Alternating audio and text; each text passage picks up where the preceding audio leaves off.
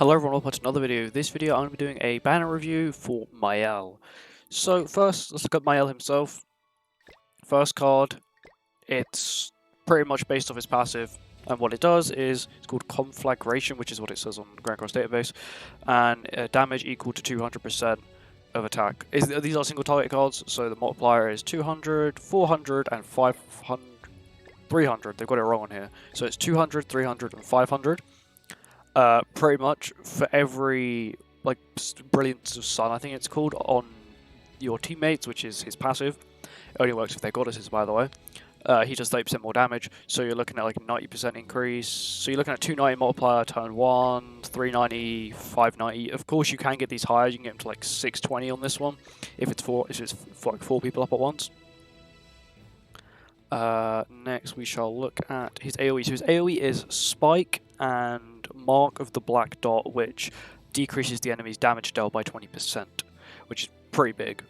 And this can stack up to 3 times as well, so you can lower enemies' damage by 60%, which is pretty good. Ultimate is Remove Stance and applies Mark of Black Dot. Yeah, and then of course it does more damage depending on the marks. Up to 6/6, this changes to 50%, which means it's practically a nuke. And now on to his passive. So his passive is, for every goddess race ally participating in battle, increase all stats of the hero by 7% and damage dealt by 10%. If all allies participating, if all participating allies are goddess race, applies Brilliance of Sun on all allies. So the Brilliance of Sun effect is damage taken by 20% less, and unaffected by stat decrease effects in PvP. So the damage reduction you keep everywhere, but the unable to have your stat lowered only works in PvP. Of course, demons are a big problem with stat lowering and stuff like that, so this is of course to counter it. But the damage, I'm pretty sure the damage reduction works outside of PvP, but the stat lower only works in PvP, which is a little sad. His grace, very basic, increase heroes damage dealt by 20%, so of course sticking this on other characters, especially characters that have cleave and they can't crit, instead of running Sorrow Link, it will do a lot more and it will be very, very impactful. Of course, having him 6/6 will also make it much better as well. So the banner is Light Liz. It's not a bad character. Zell, he's kind of outdated now, but obviously still not the worst. If you don't have Omnibus Nebula Zeldris, you can still use this Zeldris. He's still decent. Margaret's pretty good now because of the release of the goddesses. Cusack, always been a horrible character. Esteros is still very good. Very prevalent in demon teams. Having him 6/6 is a literal nuclear bomb. Very useful. Useless, not bad, not bad, useless, useless. Very good for Belmouth, useless, useless. Good if you're going to LCC people, good as a link, good as a link, good as a link. Decent character now, he's got a relic, makes unknowns much better. Decent on demon team, good link, good for the new demonic beast. LA is actually very good for the new demonic beast. Then you have Rotamio, of course, goes linked. Omnibus Nebula Zeldris, so maybe if you're lucky you'll pull him. Chandler, and then Cusack, who of course these 3 characters here at the bottom are built for supporting demons. Zeldris has Infect and Ult Control, as well as lowering the enemy stats and increasing your stats. Chandler has increasing your own stats, or pierce rate, and making it so you do more damage to debuffed enemies. And Cusack literally just lowers your crit chance and increases, lowers the enemy's crit chance and increases your crit chance and crit damage by stupid percent, which is actually insane. But overall, looking from what I've seen from Mael, he seems like a decent character.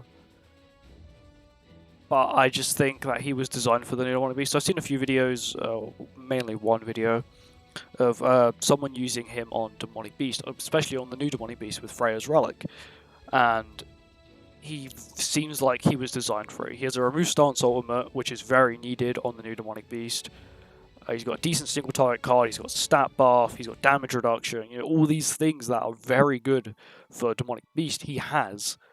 So I think that he is a Demonic Beast main character. Sort of like Freya. Freya's recently got her relic, and I think it's a complete and utter scam. They just don't do it for dogs, they just immediately make it the new relic for the new Demonic Beast, which doesn't make sense, because in theory, it should actually be bird. But no, they could have at least made it dogs. But making it the new Demonic Beast, where even Wales was struggling to beat it, or just couldn't be asked to beat floor 3, and now giving people like a, I don't know, like a $50 pack or a £30 pack. I don't know actually how much it's going to cost on global, but it's kind of outrageous. You're making people spend all this money just so they can beat Psych, to then be able to unlock more things. It's kind of stupid.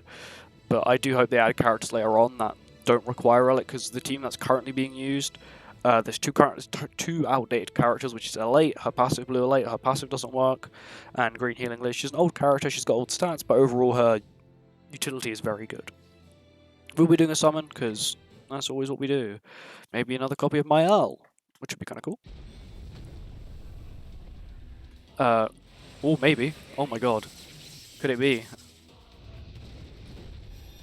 I never get this lucky. When it comes to global, I'm never this lucky. Ever. Unless it's some collaboration banners, then I do really well, and others I get completely shafted on. Let's see. I might be summoning on the banner. What I mean by that is, I might wait 4 weeks, because the banner lasts for 5 weeks, and see what the next big event is to come out, and then I'll decide then. Just so that gives me an overall, I can see what the next thing is. What is? Can I have this luck on global, please? Can I have this luck on global? Ayo. And of course, if I am summoning on global, I will just be going for 1 copy. His ultimate does help, as you can see here. His ultimate does increase by 10%. Multiplier goes up by 50, but that's it. You know, overall, like, it doesn't seem like the worst banner, but from what I've heard, like, people having to go like 5 rotations to get him 6/6, which is like stupid, like stupid. But would I recommend summoning? I would say maybe wait to see what the next big thing is. So of course we'll have part 2 of the banner, which will be in 2 weeks, or they might give us a free banner next week, and then there'll be 2 weeks after that. But we should be able to see what the next banner is, next big banner. What I mean by big banner is every month we have a live stream, which is a big banner, normally at the end of every month. So the big banner can either be collaboration or Ragnarok story. They're the only 2 things it can be, because we can't have normal story, and it's not a festival. Meaning that we're just left with a collaboration or Ragnarok. Normally around this time of year, after Global Festival, there normally is collaborations, Slime for example, and then the year before that we had ReZero and, what was it? 2021 we had ReZero and the collaboration no one likes, Stranger Things, there we go. And the year before that, I think there was Slime again.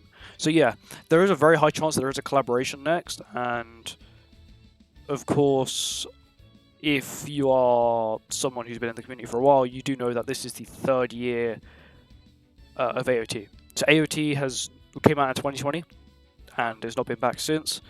So people, they said like that a collaboration will release in the first half, and they can't do May, because May is JP anniversary.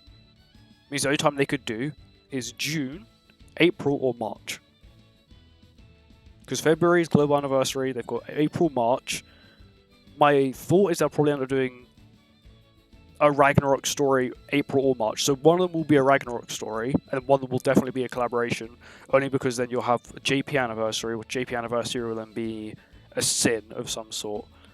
So that's just my thought, of course. This is all theory, but I've got reason to believe that they said, because they said that they were not going to be doing main story. So main story being, you know, this is a holy war, right? But this is still main story because it's got Mael. Mael is main story. They've released main story with it, and then after that they'd be rotating between main story and Ragnarok, meaning that there is currently there's 2 gaps in between, 2-month gap in between now and the JP anniversary, meaning that one of them can be, let's say next one's Ragnarok, next one after has to be a collaboration.